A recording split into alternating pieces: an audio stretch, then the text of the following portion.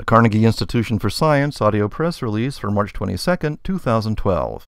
New understanding of Earth's mantle beneath the Pacific Ocean. Scientists have long speculated about why there is a large change in the strength of rocks that lie at the boundary between two layers immediately under Earth's crust, the lithosphere and underlying asthenosphere.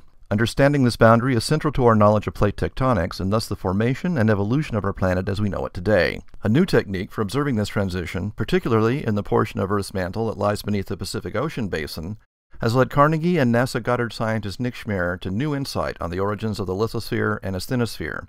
His work is published March 23rd in Science.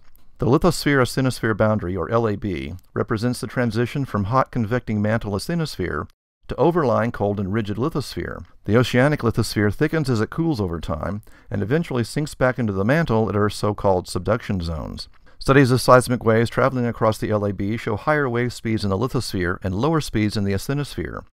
In some regions, seismic waves indicate an abrupt 5 to 10% decrease in wave speeds between 35 and 120 kilometers depth, forming a boundary known as the Gutenberg discontinuity. In many cases, the depth of the Gutenberg discontinuity is roughly coincident with the expected depth of the LAB, leading to the suggestion that the two boundaries are closely interrelated. However, temperature alone cannot fully explain the abrupt change in the mechanical and seismic properties that have been observed at the Gutenberg discontinuity. This has led many scientists to suggest that other factors, such as the presence of molten rock, water, and/or a decrease in the grain size of minerals, may also play important roles. Older techniques made imaging seismic discontinuities shallower than 100 kilometers quite difficult, and regions beneath the ocean could only be accessed where seismic stations were installed on ocean islands or by deploying ocean bottom seismometers, giving an incomplete picture of where the Gutenberg occurs beneath the Pacific Ocean. But an innovative observation technique, one that incorporates seismic waves that sample beneath remote regions of the Earth at higher frequencies, and new signal processing techniques, enabled Schmerr to hone in on the Gutenberg discontinuity. He discovered that the seismic discontinuity is not a Pacific-wide phenomenon, but rather only detectable beneath regions with recent surface volcanism.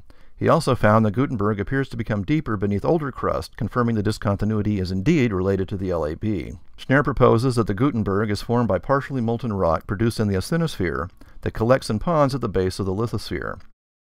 Decompression of hot rock at small-scale upwellings or hot mantle plumes is responsible for generating the melt.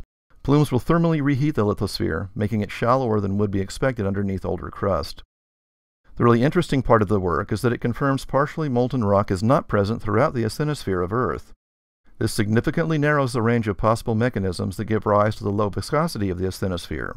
This means plate tectonics are enabled on Earth because of mantle composition and/or grain size, not necessarily the presence of melt.